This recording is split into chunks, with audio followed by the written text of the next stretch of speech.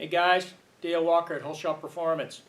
Well, I've been working on Mr. Green here, and I just want to do a little overview here of the bar riser, the 20 millimeter bar riser kit with the bike together, and also my test fit of the Lextek UK header Holeshot combination I'm working on. It's just test fit on the bike, it's not the final install, and I got some new news about that.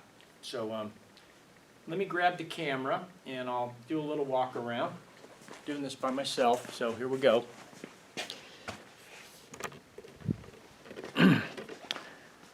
So there's the lower original bar mounts, flipped 180 degrees, spun around 180 degrees, like a lot of people do, and that gets them, the bars, about 7/8 of an inch, 3/4 to 7/8 of an inch closer to the rider. And those are the 20 millimeter risers that have the little fill-in block too, and they come with the new Allens. And luckily the clutch cable does reach, throttle cables reach. There's one in my last video I showed you, there's one harness wire from the kill button switch here that you have to undo from a plug and give it a little more slack.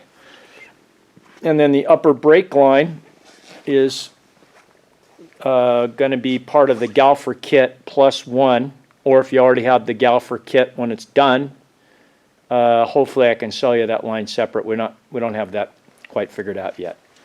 So anyway, but there's the fairing on. You notice I took the mustache off, looks so much better. But plenty of clearance to the mirrors. And for you people that don't have one of these bikes, the bars turn with the fairing. It's all in one piece, so no clearance issues.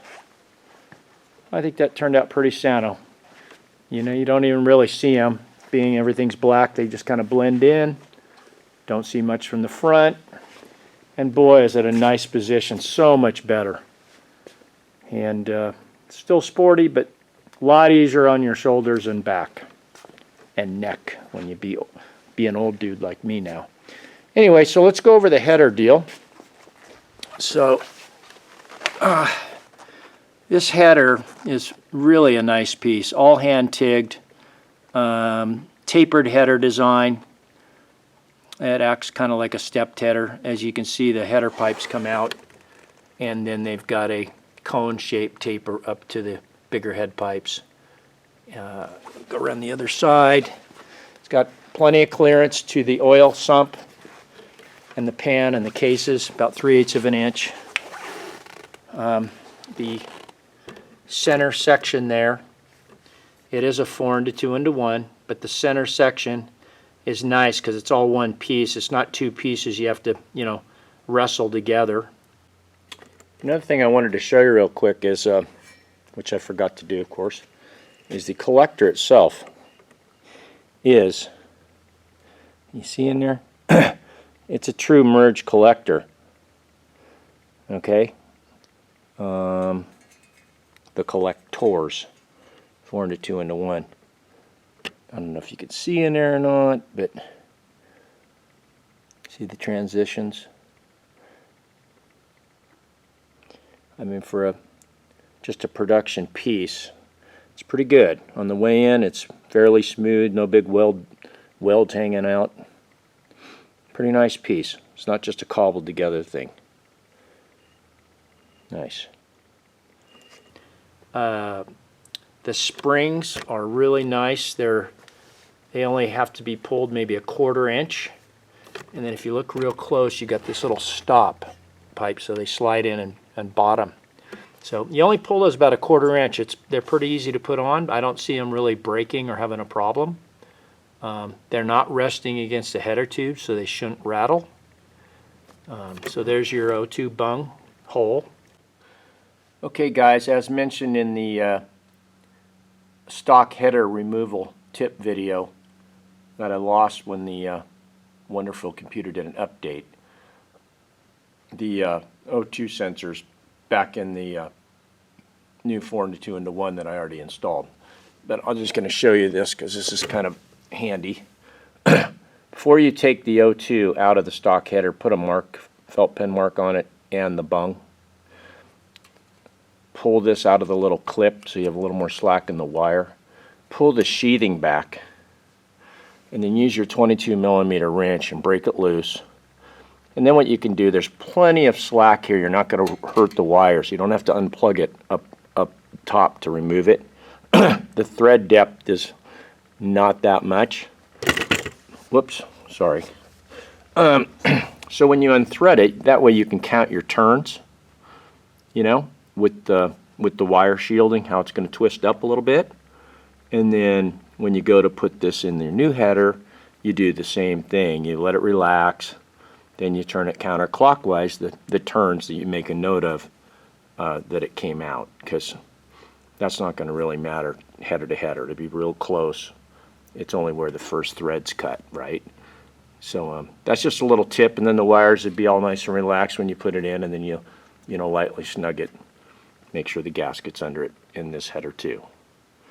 All right, so that's the tip on that. And then put this back, put it in, put it back in the little clippy, and that's back in there.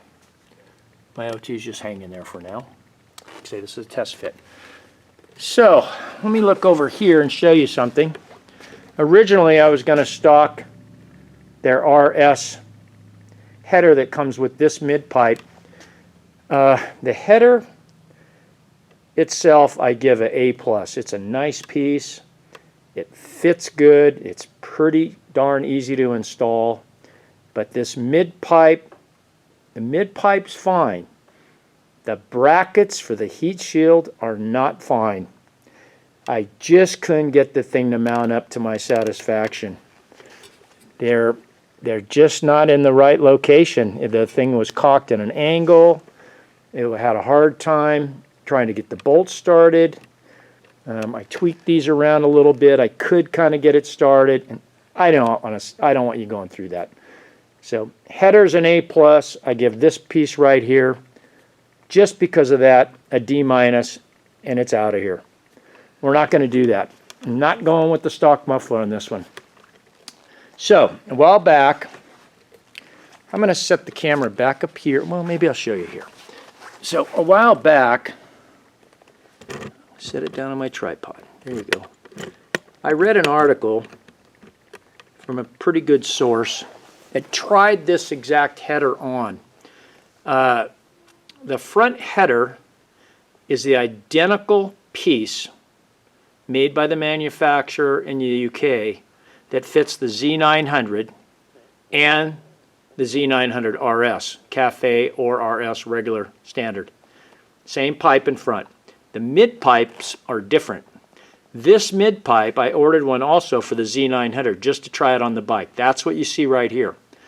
Now it does fit and it will work, but I am not that stoked about this area right here and this part. Probably won't touch, but I don't think it looks that great like that, and I think a big heavy guy that's aggressive and a good rider, you may grind that. So what I've decided to do is I am going to cut and modify this mid pipe, and I'll be making my own custom mid pipe for the Holeshot Lextek Holeshot header design. I'm going to tuck that pipe up a lot nicer, and then I'll come out with this area. I'll probably bring it up around in this area. It'll be rolled in here, and then I'll have a little S, two-piece S, and then the muffler. Can you see me over here? Yeah, I'm going to go like this. The muffler, most likely I will tip this way just a hair, and then that pipe will come up here and it'll have a little S bend and it'll have two weld beads in it. It'll be two pieces. So what I'm going to do is I'm going to prototype it, cut that, prototype a new piece, tack it together, cut it back out, make a jig for that pipe that fits perfect.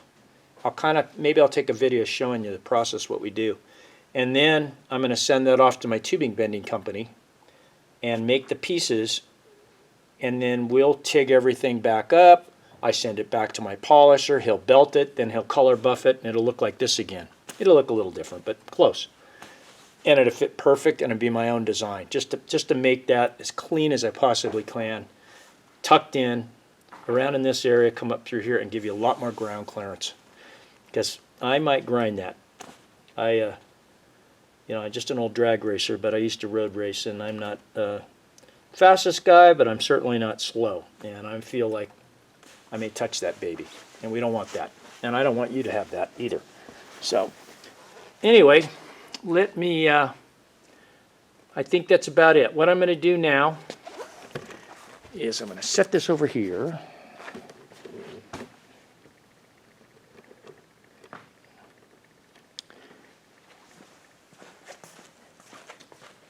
It's me again, I'm back. So what I'm going to do now is I'm going to take it all back off again. Nothing sealed or anything. Oh, also, these headers come with a sealer. I'm not going to use it. I'm not going to recommend it. I put some on a little piece of cardboard, and I swear it's a great colored paste, but when it gets hard, it's almost, you ever heard of liquid steel? It's a hard like a rock. I don't want that on this thing if you have to take it apart, and what are you going to have to do, scrape it off with a knife?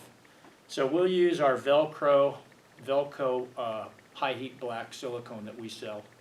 It's only about $8 a tube. But I'm going to pull this off, pull it all apart. I'm going to kind of show you the assembly of that, and then maybe putting the header on as the next video. So anyway, that's the update. That's my plan. I'm going to stick to that plan, I hope, and that's the direction I'm going. So that's all for this video, and thank you very much. I'll see you on the next one.